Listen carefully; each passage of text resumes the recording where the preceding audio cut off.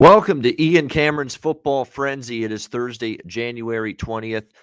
Ian Cameron ready to break down divisional playoff weekend in the National Football League. It is here.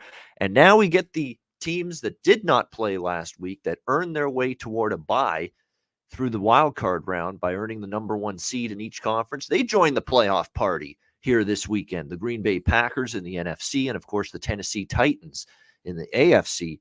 Get to play their first playoff game here going into this game tonight. So excited about the situation here and the fact that we've got the next round of the NFL playoffs. I'll be honest, it was kind of a disappointing wild card round for me from a betting standpoint, up and down. Unfortunately, a few more downs than ups. Arizona was a great disappointment to see how they played against the Rams, just ill prepared, not ready.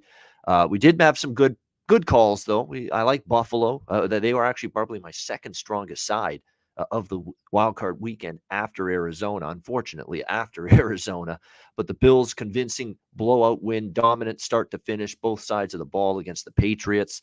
That one worked out well. I said I don't trust Dallas's favorites, and for good reason. They ended up losing, of course, to the San Francisco 49ers. So that was a good call on my part. So so we had an up and down weekend, but see if we can get some winners here on divisional playoff weekend. Looking forward to seeing how it plays out here. So with that in mind, let's go to the first game. It's going to take place on Saturday. It's an interesting matchup here. We've got the Cincinnati Bengals taking on the Tennessee Titans. We've got Tennessee, 3.5-point home favorites, 47 the total in this game. It should be interesting to see how this game unfolds. Of course, Tennessee rested off a bye week. Derrick Henry back. They were hoping to have him back for the playoffs, and they will indeed have him back on the field for this game here against Cincinnati, which is huge going into this. When I look at this matchup here, Tennessee's ability to run the football, will it be there against Cincinnati? I think there's a chance it will. Cincinnati, the one area that I'm sure worried them, knowing what potentially as an opponent this weekend was looming for them and facing Tennessee, was the defensive line and the fact that they incurred a couple of key injuries along the defensive front last week in that victory against the Raiders, namely Trey Hendrickson, although looks like as of today he's been removed from concussion protocol and might be trending toward playing. But Larry Ogunjobi is the other key injury that this team suffered last week in the game against the Raiders. And you worry about that a little bit here against Derrick Henry and the run game. And Donta Foreman obviously filled in very well. And to me, that's the key.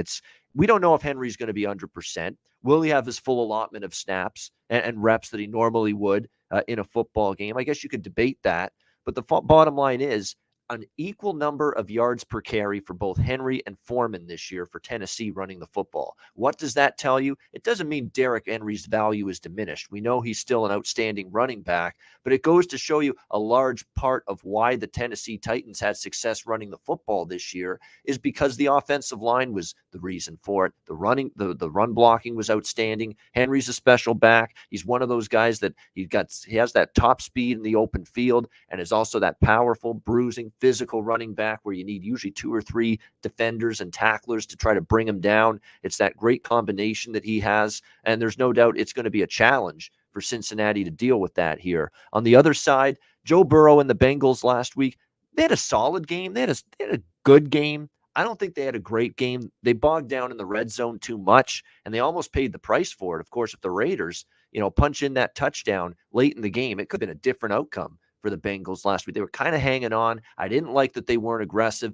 late in that football game offensively. I thought in the second half when they were up in that game, they were really just looking to bleed the clock, run the football a lot. And they really, for some reason, I think, took the football out of Burrow's hands more than I thought they would. This guy has had a terrific year. He played maybe his best football down the stretch.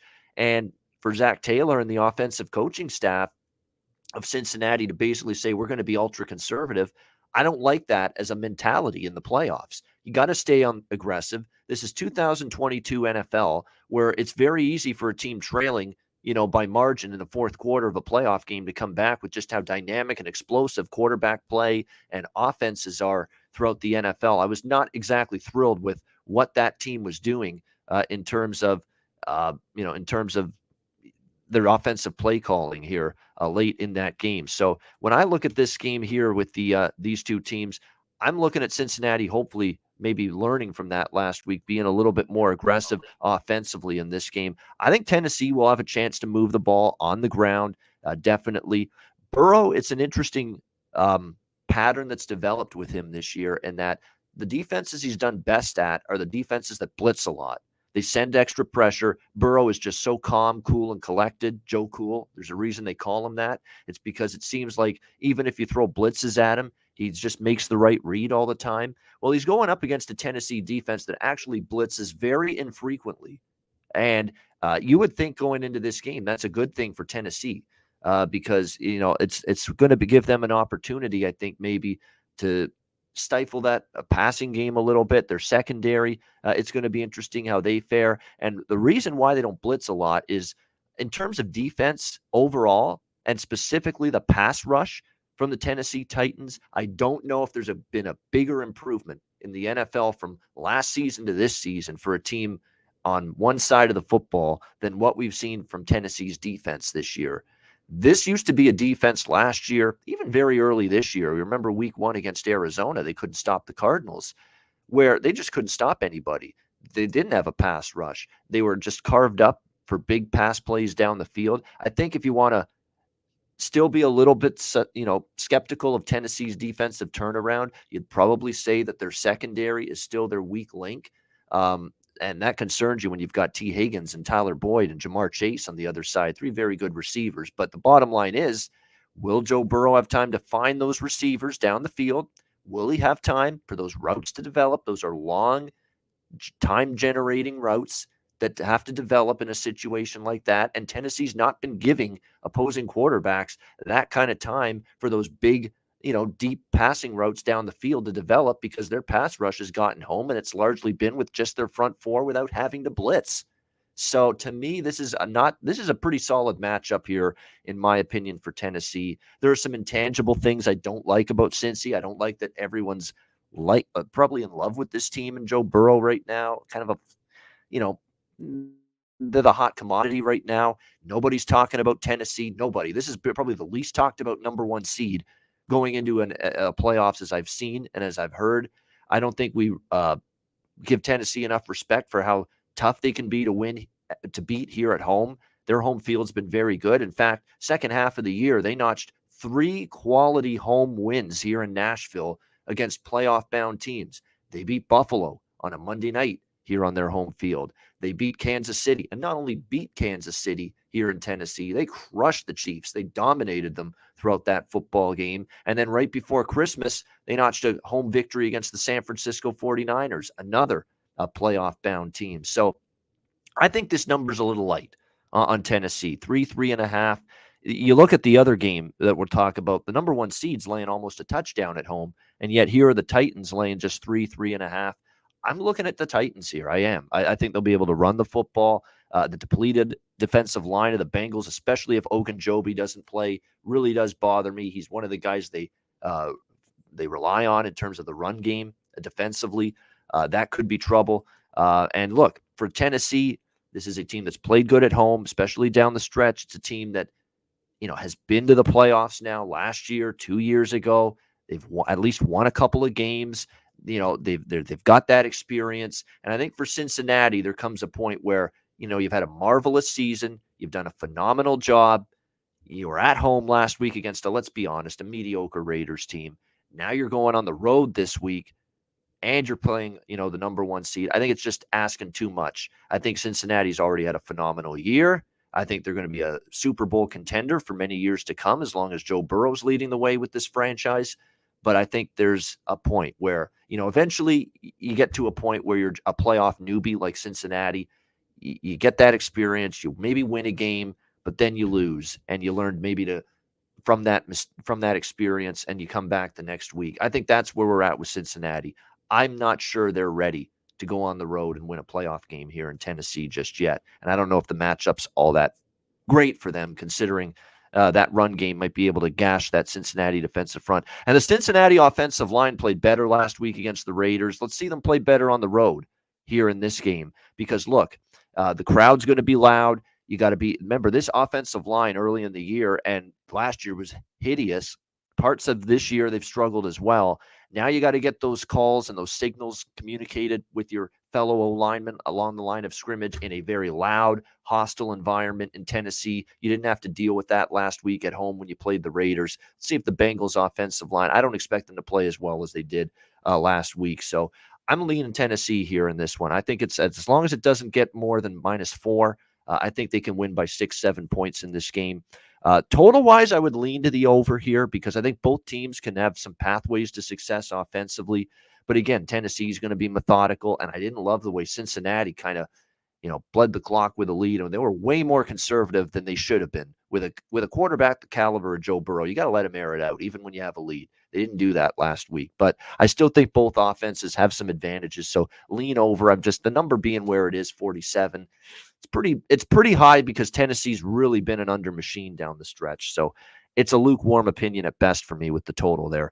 San Francisco, Green Bay. We've got Green Bay 5.5 point home favorite, 6 in some spots, 47 the total in this game. So this got up to 6 with Green Bay. We're now seeing 5.5 now in a couple spots. And look, the San Francisco injury report on defense, it's looking a lot better now than it maybe did early in the week. And there's reasons for that. The defense, Nick Bosa left the game last week against Dallas with a concussion. He practiced last week, so he looks like he's trending toward playing, and that's significant. You're playing Aaron Rodgers. You're playing the Green Bay Packers at Lambeau Field. You're going to have to try to get some sort of pass rush, and obviously your best way of getting that pass rush against Rodgers is Nick Bosa. So him playing is very important for the 49ers. Jordan Willis, defensive lineman, he was also injured last week. It looks like he could return as well.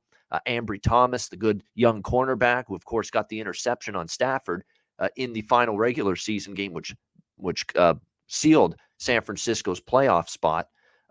He got injured last week as well, but he looks like he could be back. And Fred Warner, the great linebacker as well for the 49ers, trending toward playing. So they all practiced. They look like they're going to be healthy. That's a good sign.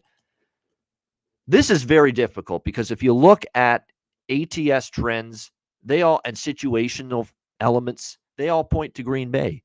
They're the rested team, the number 1 seed in the NFC. They're at home. San Francisco just beat a team on the road outright as an underdog, and now they're an underdog again this week. That's a negative subset. That is a negative long-term angle toward the 49ers in this game and a positive one toward the Packers. There's no denying that. But I also like, and I not only like, but I make sure I price the value and the emphasis on looking at the matchup more than those trends, those historical trends that I just mentioned that would indicate maybe Green Bay is the side here. I do not yet totally buy in to Green Bay's run defense. I don't. I think there's still some cracks in the armor with that group. I don't think they necessarily played great against the run down the stretch. I think early in the season they played a little bit better, but down the stretch they were starting to have some of those same issues again, where you're giving up too many plays on the ground. And let's not forget the success, that San Francisco had in the playoffs a couple years ago against the Green Bay Packers in a playoff game where they were able to run the football down their throat. And you're talking about getting almost a touchdown here, 5.5, 6 points with a team that's going to look to shorten the game like they did against Dallas last week, time-consuming drives, lengthy possessions, run-heavy offense against a team that's still, I think, a little bit suspect in terms of being able to stop the run. And to be honest with you, they've got a 1-2 punch, the 49ers, that's been a handful these last few weeks. Elijah Mitchell and this stroke of genius decision by Kyle Shanahan. Look, he's made some mistakes.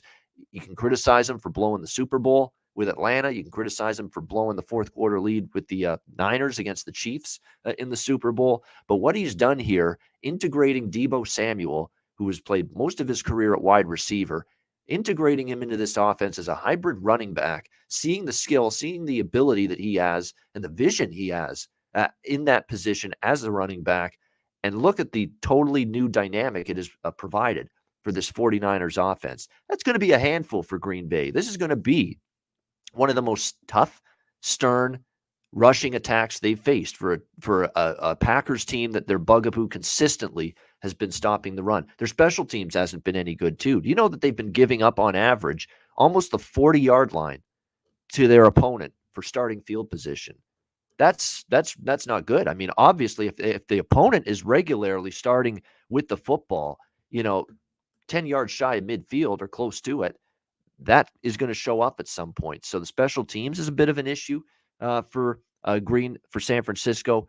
For Green Bay rather. Here is the issue for San Francisco. The secondary is still their weak link, and the pass rush is going to have to be there because if they don't get Aaron Rodgers flushed out of the pocket or force him to make inaccurate throws and he has time to set his feet, fire downfield, he'll pick apart the secondary. He will, because that is still an area of concern here for me for the Green Bay for the San Francisco 49ers going into this game here against the Packers. So that's going to be critical. And obviously Nick Bosa is going to help him out here. I think, to me, the way I see it, I think it's a close game. I don't know if necessarily Green Bay is going to blow them out. Now, you can say San Francisco's going on the road again. You're talking about a team on the West Coast playing in the frozen, cold environment, and it will be cold Saturday night in Green Bay. But I think this is a team that's at least somewhat capable of handling that.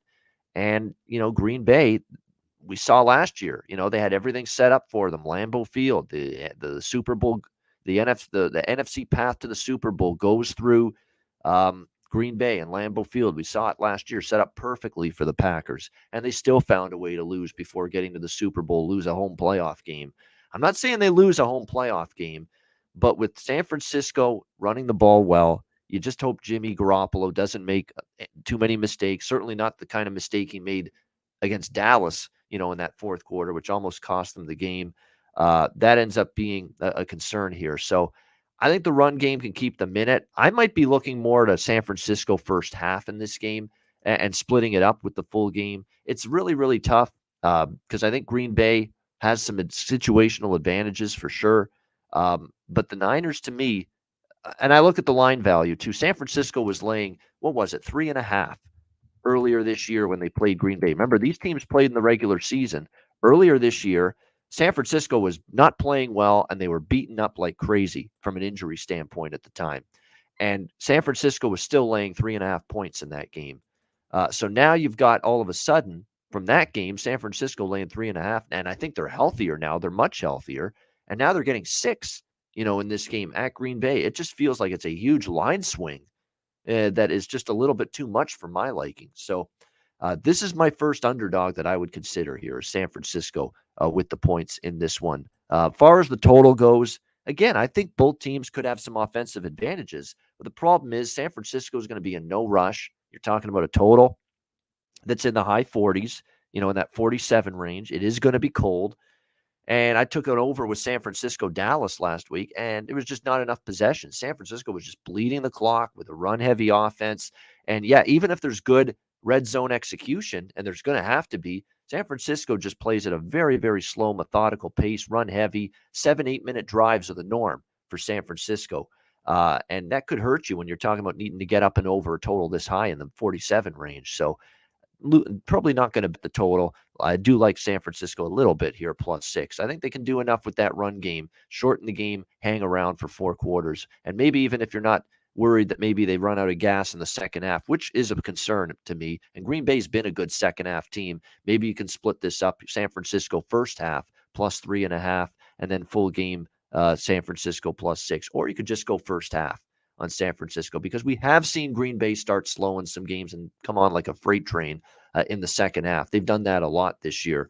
We'll see if that ends up happening here. So I think I'm probably going to do the first half full game split, with the Niners here. That way, if Green Bay does overcome a slow start, take over the game in the second half, you're not going to lose the entirety of that wager. All right, next up, Sunday divisional playoff action. LA Rams, Tampa Bay Buccaneers. We've got Tampa Bay 3-point home favorites, 48.5 the total in this game. This is one where when I look at this matchup here, how much do we say for the LA Rams that they got back on track, that they looked awesome, that looked like a Rams team that's ready for us to possibly make a Super Bowl run with how really strong they looked against Arizona? How much do we give them credit? How much do we say Arizona was inept, ill-prepared, terrible game plan, a team that floundered down the stretch, did not play good football, a team that, peaked early, a head coach in Cliff Kingsbury that was in the playoffs for the very first time, having a game plan for a third meeting against the same team. And it just looked like across the board, the Rams were better prepared, better coached in that game. They just had the right plan in mind. They really made it difficult for Kyler. They pressured Kyler Murray a lot during that game. No question about that. That was very impressive. I think you've got to give Raheem Morris, the defensive coordinator for the Rams, a lot of credit because what he was able to do right there defensively and just keep the pressure on Murray throughout that football game was a very solid, smart way to go about it by the LA Rams. Matt Stafford, a mistake-free game. We haven't seen many of those from Matthew Stafford down the stretch of the regular season. But again, how much of that was just him playing better and how much of that was just a pathetic performance from Arizona? What I know now is they've got to go on the road. It's a short week. You're going from Monday night to Sunday now, Sunday afternoon, noon start time in the Pacific. So it's not real early, but there's still an adjustment period here. The Rams still want to be a run first team, in my opinion, the last few weeks. They've actually been the last few weeks a very run heavy football team. And the reason for that is, and at least run heavy compared to what it was early in the season when they actually were throwing the football quite a bit with Stafford. And there's a reason for that. Stafford's back is fucked up.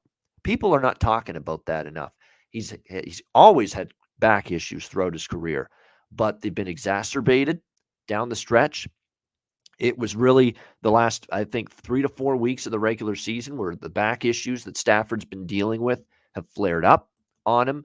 And I think that is kind of why it's coincided with this interception problem he's had down the stretch, at least until last week. So the question now is going to be short week, going on the road. How effective are you going to be? And you're going up against a Tampa Bay defense where the strength of it is that front seven. There's no question about that. That is the strength of the Tampa Bay Buccaneers defense. They're not going to probably let Sonny Michel and Cam Akers run over the Tampa Bay defense like they did Arizona last week. Tampa Bay's got a terrific run defense. And all I heard going into last week against the Eagles was, well, that run defense of the Buccaneers just wasn't quite as good down the stretch. It looked like they got back on track last week against the Eagles. I was very impressed with the way they defended against the run. And I think they can keep that going here with a solid run game. I don't know if Stafford and the Rams offense is necessarily going to light it up here. And keep in mind, the Rams, when they faced the Bucs earlier this year, the Rams had a great game. There's no question about that. But the Rams, that was Stafford was a lot healthier then.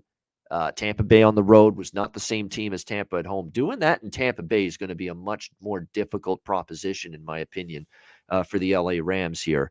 Now, the critical element to this game, one way or the other, is, look, we do know the Rams' defensive front is formidable with Aaron Donald and company. Saw what they did last week. They terrorized Arizona up front. There's no question about that. And when you look at the Tampa Bay Buccaneers, Ryan Jensen, the center, got banged up in that game. Luckily, he came back for Tampa Bay and finished that game. So I think he's fine. But the big one is the right tackle, Tristan Wirfs.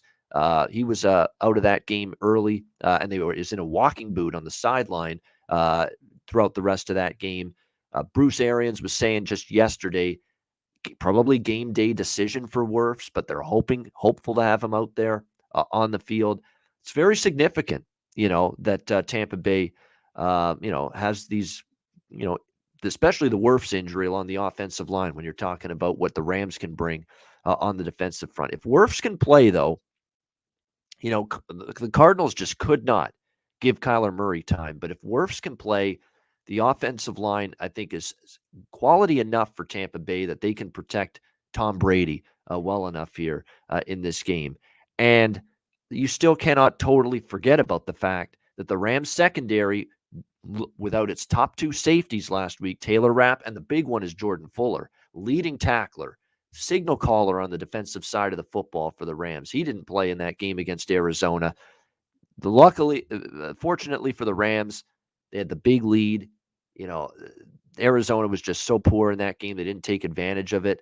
But believe me, Tampa Bay and a quarterback with the savvy and the intellect of a Tom Brady, he knows that they're depleted at the safety spot. so depleted that they just recently called Eric Weddle out of retirement. Now, he didn't play last week against Arizona Monday night, but the fact they had to call him to sign him to a contract, put him on a roster, tells you just how shorthanded and depleted they were at the safety spot.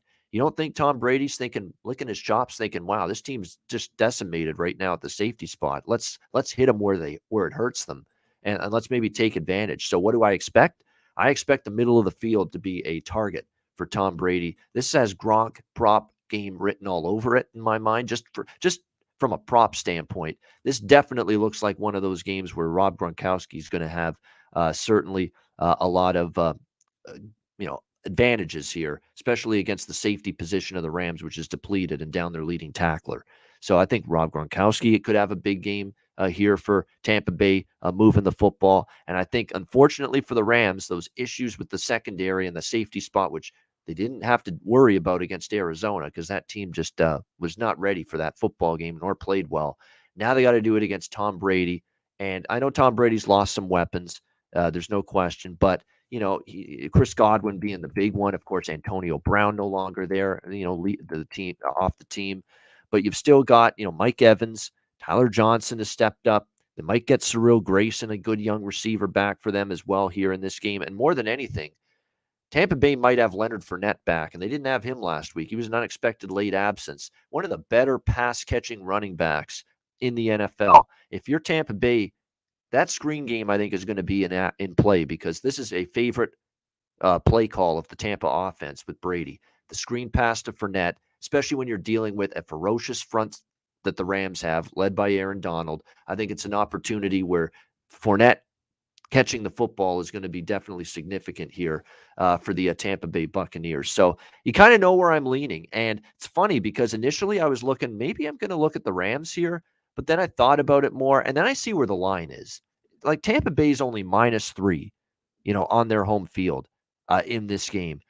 I don't know if I feel like I want to be betting against Tom Brady and the Bucs, who have played their best football at home all season long when they're only laying a field goal at home. You know what I mean? And you got a guy in Tom Brady that's one of those, he doesn't forget anything. He holds a grudge. If something happened early in the season that ticked him off and left him salty and in a bad mood, he's going to want to do everything to make amends for that. And you're talking about a guy that gets to go up against a team that flat out kicked the ass of Tom Brady and the Buccaneers during the regular season. That was dominance by the Rams. They pulled away in that game, and there was no looking back. Do you really want to go up against Tom Brady now in this spot at home, trying to avenge a bad performance from the entire team, not necessarily by Brady, but by the entire team earlier this season when they played in LA against the Rams? I don't think I want to do that. The counter argument, I guess, to the Rams, if you like that side, is, well, the Bucs beat up on Philadelphia, a fringe playoff team from a weak division. I get that. But at -3, I have a hard time reconciling. Yeah, let's bet against Tom Brady here, trying to against a team that handed him one of his worst losses earlier this year, and a team that I still have my doubts about, guy with back issues.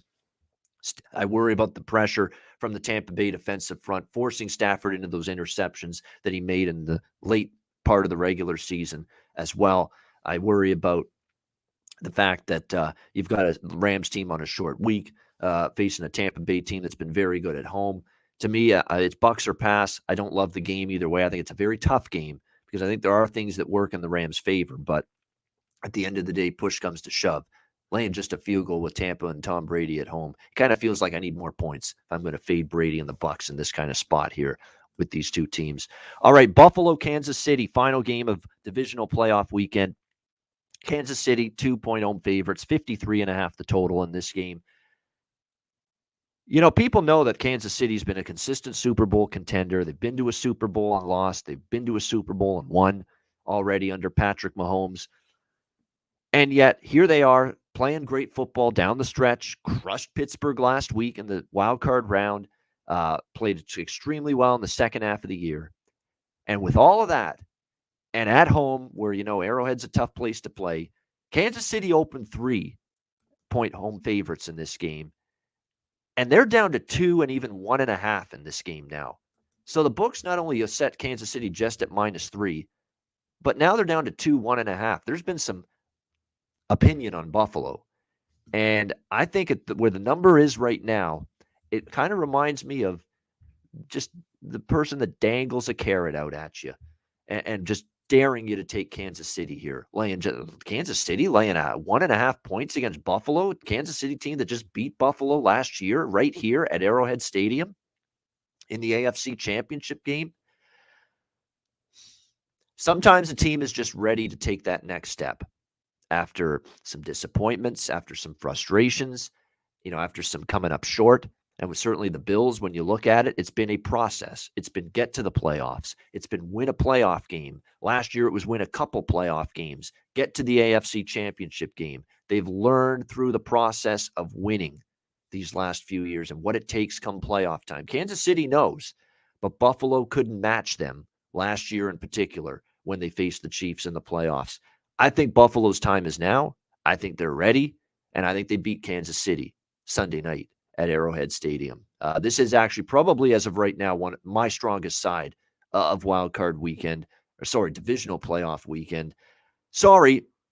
Beating Ben Roethlisberger and his little 2-yard dump-off passes, which can't amount to anything, and a Pittsburgh team running on fumes, and last week, and barely eking by Denver the week before in that final regular season game is not impressive to me. Now, I know Kansas City took their lumps against Buffalo earlier this season on Sunday Night Football. Remember, they already played in Kansas City this year as well, earlier this year, and Buffalo beat the brakes off Kansas City in that game. To me, Buffalo has evolved as an offense that can do a lot of the things Kansas City's done the last few years. You can't hone in on one area.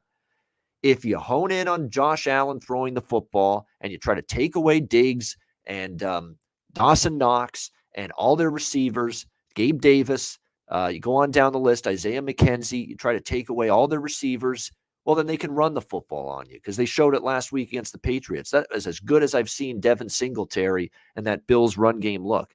Well, if you take away the run game, there's Josh Allen then that you have to worry about running with the football, who absolutely just carved up the New England Patriots last week with his legs running the football. And Josh Allen, who had 88 rushing yards, by the way, in the AFC Championship game last year, even though they lost. I still have some doubts about Kansas City's defense. Like Pittsburgh's offense there's nothing there. They couldn't run the ball.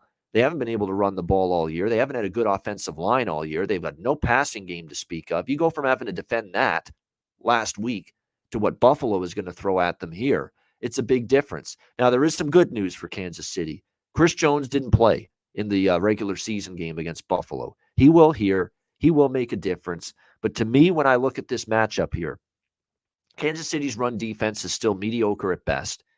Josh Allen's running ability can exploit that. I think the offensive line for the Bills played as good as I've seen them play all year last year. And what was the strength of New England's defense much of the season? The defensive front was. Matthew Judon was nowhere to be found. You couldn't find him on the field with a telescope last week. The pass rush was not there. That is about as good as I've seen the Bills' offensive line play. And so even though Chris Jones is back for Kansas City, you have a Bills offensive line that just played an outstanding football game that gives me the belief, especially with Allen's mobility, that they can hold up enough in pass protection to be able to let Allen find receivers down the field, to be able to let Allen bust out of the pocket and run with the football if there's nothing open. I've saw enough from the Bills offensive line that think they can do that here in this game. And as for Kansas City's defense, which everyone talking about how much better they played down the stretch, and yes, they did. You can't take that away from them. They did play better football down the stretch of the regular season, and certainly last week they completely shut down Pittsburgh. But it's going to be a different story here, in my opinion. It's just a much, much better, more explosive, more dynamic, more balanced offensive attack here. And if they let Allen run with the football as much as he did last week, and I have no doubt they will, because you're playing a really good football team here, I don't think there's a pathway to Kansas City being able to shut this team down completely. The question is, Patrick Mahomes, who struggled against the Bills during the regular season meeting, how will he fare? Tre'Davious White is now injured. And look, last week it didn't matter. That is still the Bills' top cornerback by far. You're going to need Levi Wallace to play well. You're going to need the safeties, Hyde and Poyer, to play well. for the Buffalo Bills. You've got to look at that and say, can Kansas City take advantage of Trey White not being there, and can the other Bills step up? The good news for the Bills is, of all the positions on the team, secondary may be the position they have the greatest depth. Going into this game, they have tremendous depth in the pass defense. That's why they've got one of the top secondaries in the NFL. They are weaker against the run, the Buffalo Bills, but the Chiefs are not always a team that consistently runs the football successfully, and they've just gone running back by committee this year. They have Clyde Edwards-Helaire's been in and out. Darrell Williams has been in and out. They've been using Derek Gore and Jerick McKinnon lately running the football, Kansas City. So I don't know. Even with the Bills' weakness sometimes against the run, I don't know if Kansas City's one of those teams where you're quaking in your boots saying, oh, my God, we got to worry about the running game of the Chiefs. I don't know if that's going to be the case here for the Buffalo Bills. So, put it all together, and look, it's going to be a very good game. It's going to be an excellent game, I think. I'm looking forward to seeing it. I think it's time for Buffalo to take that step. Now, granted, if they win this game, they're just back to where they were last year, which was the AFC Championship game. They got to win that to be able to take that next step. But I think they will find a way here. I think it's going to be a close game.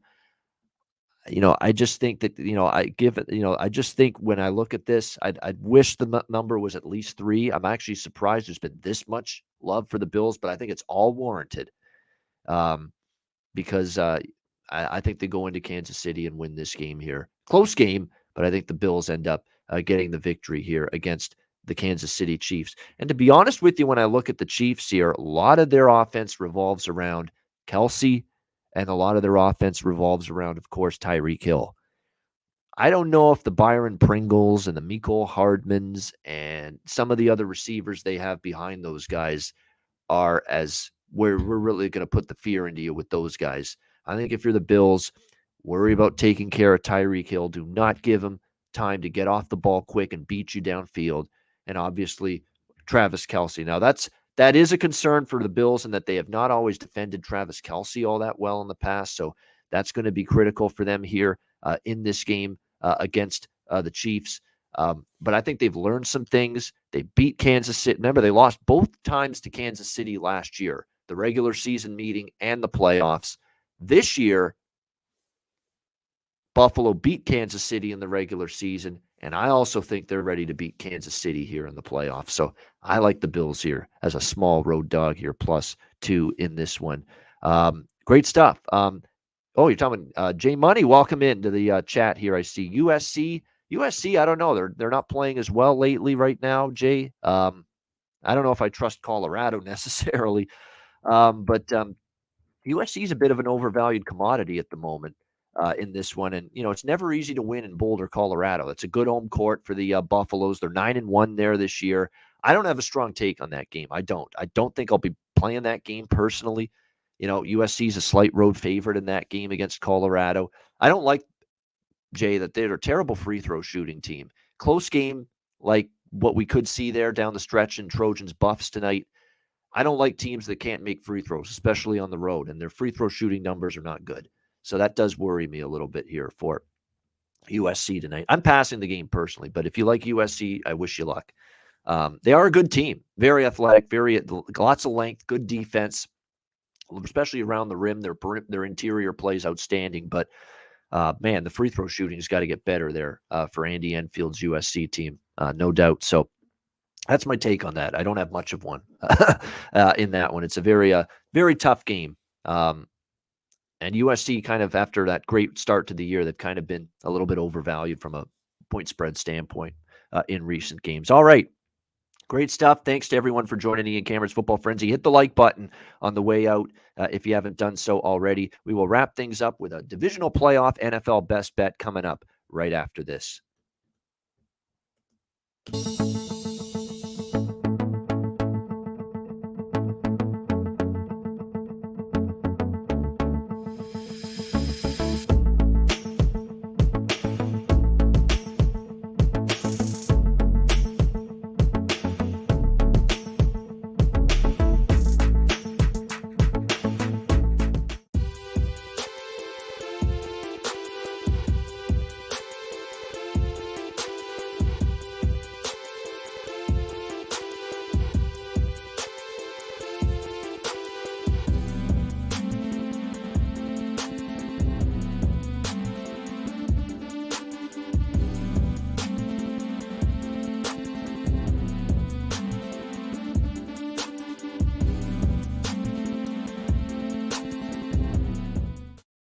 Southtown 101, when you're in San Antonio, Texas, stop in. Great food, drinks, live music, DJs, karaoke. Manscaped, promo code PubSports, 20% off your purchase. Lawnmower 4.0 or any Manscaped product using promo code PubSports. MyBookie.ag, NFL Divisional Playoff weekend. This weekend, we've got NBA, college basketball, NHL. We've got UFC. It's all going on, so great time of year. Sign up for an account. MyBookie.ag, Bitcoin accepted currency for your deposit as well. MyBookie.ag, promo code PubSports. All right, best bet for divisional playoff weekend in the NFL. Let's go back to Buffalo, Kansas City. Buffalo Bills +2. Their time, I think, to finally beat Kansas City in the postseason. I think this is their time. I like the way they've played down the stretch. Their defense has really peaked at the right time. Late in the regular season, and of course last week against New England, just stifling the Patriots.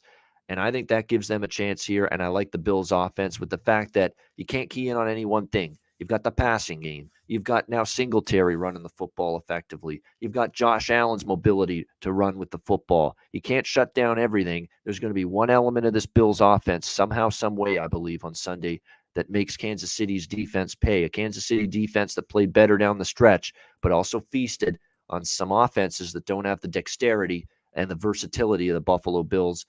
I think it's Buffalo's time, and I think they win this football game. Buffalo +2 against Kansas City for my best bet for divisional playoff weekend. That'll wrap up this edition of Ian Cameron's Football Frenzy. Thanks to everyone for joining us. Have a great weekend. Enjoy the NFL divisional playoff action, and good luck. We just have 2 shows left. Conference Championship preview next Thursday, and then our Super Bowl preview show after that. Side, total, tons of props. We will break them all down for you for the big game, the Super Bowl, in a couple weeks. We're looking forward to that. The season finale edition of Ian Cameron's Football Frenzy. Have a great weekend. Enjoy the NFL action, and good luck. And I'll talk to you again next Thursday for another edition of Ian Cameron's Football Frenzy right here on Pub Sports Radio.